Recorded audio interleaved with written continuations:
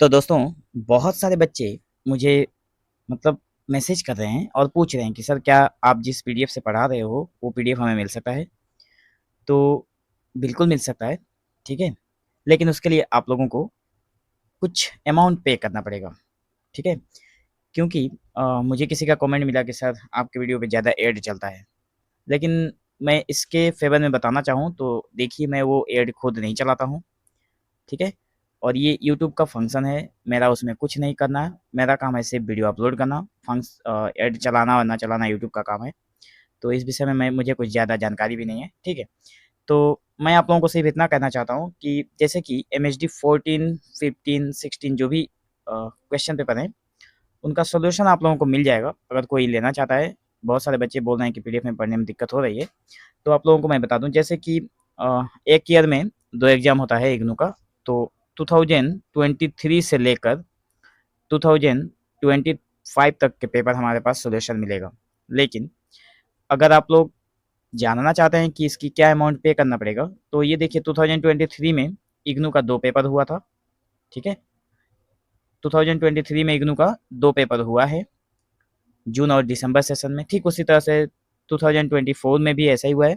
तो किसी भी 1 ईयर का अगर आप लोग लेना चाहेंगे, 1 ईयर का मतलब हो गया जून और दिसंबर दोनों का। अगर जैसे मान लीजिए अगर आप 2024 का क्वेश्चन पेपर अगर आप मतलब पूरा सॉल्यूशन अगर आप हमसे खरीदना चाहते हैं, तो जून 2024 का जून और दिसंबर के लिए, तो उसके लिए आपको ज़्यादा नहीं, सिर्फ़ 40 रुपीज़ पे करना पड़ेगा। मतलब जून के लिए 20 रुपीज़ और दिसंबर के लिए 20 रुपीज़। अगर वैसे ही अगर आप जो 2023 का लेना चाहते हैं, तो उसके लिए भी आपको जून के लिए 20 रुपीज़ और दिसंबर सेशन के लिए भी 20 रुपीज़ पे करना पड़ेगा। तो आपको अ, मतलब वो पीडीएफ मिल जाएगा। मतलब पर एग्ज़ाम, ध्यान से सुनिए आप लोग, पर एग्ज़ाम 20 रुपीज़ करके अगर आप लोग सॉल्यूशन लेना चाहते हैं तो पे करना पड़ेगा। ज़्यादा बड़ा अमाउंट नहीं है। बहुत सारे बच्चे मुझसे बता रहे थे, इसलिए मैंने वीडियो के माध्यम से बता दिया। अभी इस वीडियो में हम लोग बात करेंगे, जो पहला क्वेश्चन है हमारा यहाँ पे, मतलब इस वीडियो का, कि प्रेमाश्रम के आधार पर ज्ञान शंकर की चारित्रिक विशेषताओं को रेखांकित कीजिए। तो देखिए, ज्ञान शंकर जो है प्रेमाश्रम उपन्यास का पात्र है, ठीक है? तो यहाँ पर भूमिका के तौर पर लिखेंगे कि मुंशी प्रेमचंद के उपन्यास प्रेमाश्रम में ज्ञान शंकर एक अत्यंत महत्वपूर्ण और जटिल चरित्र के रूप में प्रस्तुत हुआ है। ध्यान से सुन लीजिए, सारा कॉन्सेप्ट क्लियर हो जाएगा। वह उपन्यास का ऐसा पात्र है जिसमें महत्वाकांक्षा, स्वार्थ, छल, कपट, वैभव, लालसा, कथनी करनी का अंतर तथा अंततः आत्मग्लानि सभी गुण एक साथ दिखाई देते हैं। मतलब ये सभी के सभी गुण उस एक व्यक्ति में दिखाई देते हैं उपन्यास में। प्रेमचंद ने ज्ञान शंकर के माध्यम से उस स्वार्थी जमींदार वर्ग की मानसिकता को उजागर किया है जो अपने लाभ के लिए किसी भी सीमा तक जा सकता है। मतलब किसी भी सीमा तक जा सकता है, चाहे वो कितना भी नीचे गिरना पड़े, वो गिरेगा, लेकिन उसका स्वार्थ उसमें होना चाहिए। ज्ञान शंकर का चरित्र आरंभ से अंत तक एक निरंतर परिवर्तन और संघर्ष से गुजरता है। आशा करता हूँ आप लोगों को भूमिका समझ में आ गया। अब हम लोग बात करेंगे उसकी चारित्रिक विशेषताएं क्या है। तो पहला है अत्यधिक महत्वाकांक्षी व्यक्तित्व। देखिए, ज्ञान शंकर अत्यंत महत्वाकांक्षी व्यक्ति है। उसका जीवन केवल वैभव, प्रतिष्ठा और उन्नति प्राप्त करने के उद्देश्य से संचालित होता है। वह सुख और ऐश्वर्यपूर्ण जीवन जीना चाहता है तथा इसी इच्छा की पूर्ति के लिए हर प्रकार के साधन अपनाता है। उसकी महत्वाकांक्षा ही उसे अन्याय, छल और अपराध की ओर ले जाती है। प्रेमचंद ने उसके माध्यम से यह दिखाया है कि असीम महत्वाकांक्षा मनुष्य को नैतिक पतन की ओर ले जाती है। ज्यादा अगर महत्वाकांक्षा हमारे अंदर आ जाएंगी तो हमारा पतन निश्चित है, ठीक है? अब बात करेंगे 2 नंबर जो पॉइंट है उसकी, स्वार्थी और अवसरवादी स्वभाव। देखिए, मतलब जो पॉइंट लिखा गया है बिल्कुल पढ़कर ही समझ में आ जाएगा उसमें क्या कहा गया है। मतलब जो ज्ञान शंकर है वो स्वार्थी है और अवसरवादी है, सिर्फ अवसर का लाभ उठाना जानता है। तो ज्ञान शंकर का प्रत्येक कार्य स्वार्थ से प्रेरित है। वह वही उदारता दिखाता है जहां उसे अपना लाभ दिखाई देता है, ठीक है? अपने चाचा की फिजूल खर्ची की आलोचना करने वाला ज्ञान शंकर वही खर्च सहर्ष स्वीकार करता है जिससे उसे भविष्य में संपत्ति मिलने की आशा हो। मतलब चाचा की अगर संपत्ति उसे मिल जाए तो वो फिजूल खर्च को भी खुशी के साथ करने के लिए तैयार है। लेकिन अगर वो संपत्ति उसे ना मिले तो वो खर्च करना नहीं चाहता। गायत्री के प्रति उसका प्रेम भी वास्तविक नहीं बल्कि संपत्ति प्राप्त करने का साधन है। गायत्री जो है पात्र, उसके प्रति उसका प्रेम होता है, लेकिन वो प्रेम भी वास्तविक प्रेम नहीं है, वो भी उसका संपत्ति प्राप्त करना चाहता है, धन के लाभ से उसे प्रेम का लालच देकर रहता है। उसका पूरा व्यक्तित्व अवसरवादिता पर आधारित दिखाई पड़ता है।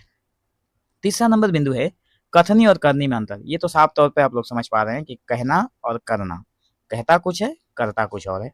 तो ज्ञान शंकर के चरित्र की सबसे बड़ी विशेषता उसकी कथनी और करनी का अंतर है।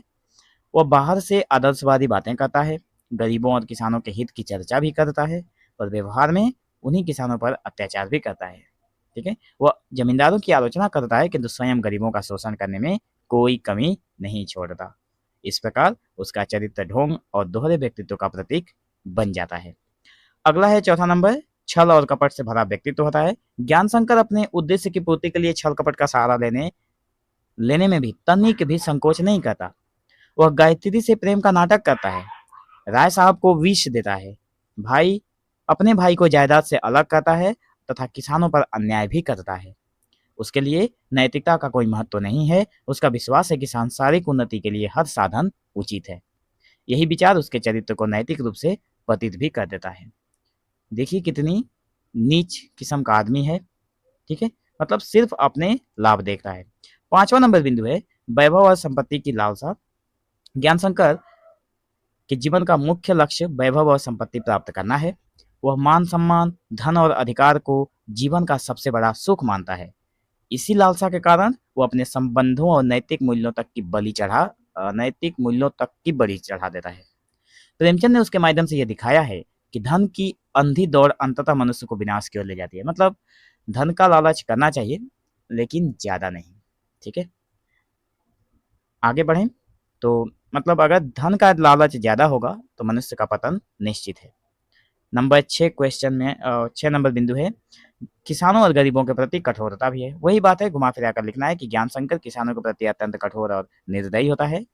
वह इजाफा लगान के दावे करता है, मतलब ज्यादा लगान मिलेगा, ज्यादा वसूली होगी, तथा गरीब किसानों पर तरह तरह के अत्याचार करता है। यद्यपि वो भाषणों में गरीबों की दुर्दशा पर दुख व्यक्त करता है।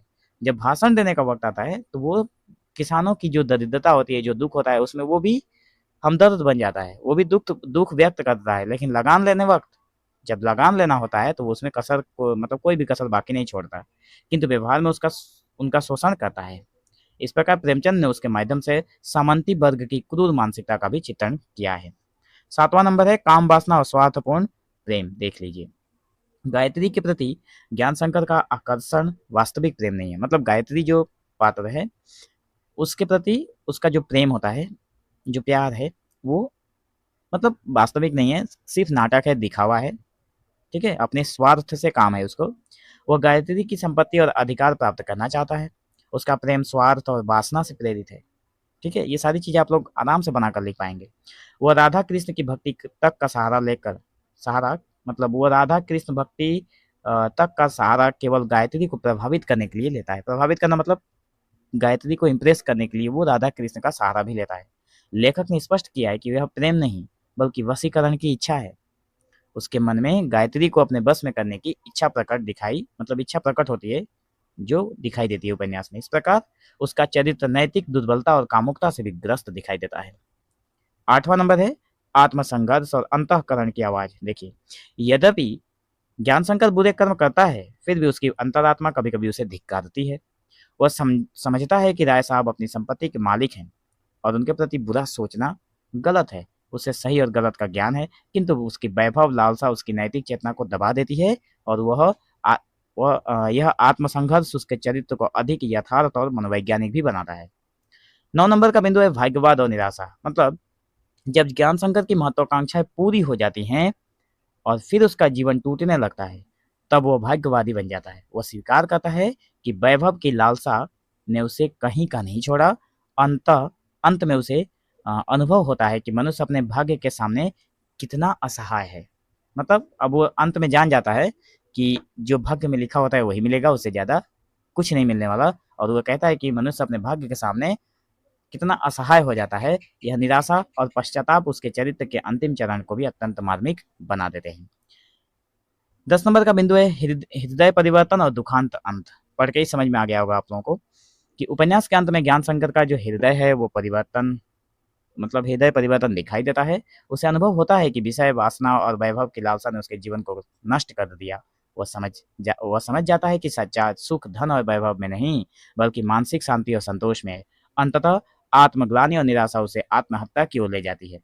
प्रेमचंद ने उसके दुखांत अंत के माध्यम से यह संदेश दिया है कि अनैतिकता और स्वार्थ का परिणाम अंततः विनाश ही होता है। निष्कर्ष के तौर पर हम लोग यह कह सकते हैं कि प्रेमाश्रम का ज्ञानशंकर हिंदी उपन्यास साहित्य का एक अत्यंत जटिल और यथार्थवादी चरित्र है। उसमें महत्वाकांक्षा, स्वार्थ, छल कपट, काम वासना और वैभव लालसा जैसे दोष हैं, किंतु साथ ही आत्मसंघर्ष और पश्चाताप की भावना भी मौजूद है। प्रेमचंद ने उसके माध्यम से सामंती समाज की नैतिक विडंबनाओं और स्वार्थपूर्ण मानसिकता का प्रभावशाली चित्रण किया है। ज्ञानशंकर का चरित्र यह सिद्ध करता है कि अनियंत्रित महत्वाकांक्षा और स्वार्थ अंततः मनुष्य के पतन का कारण बनते हैं।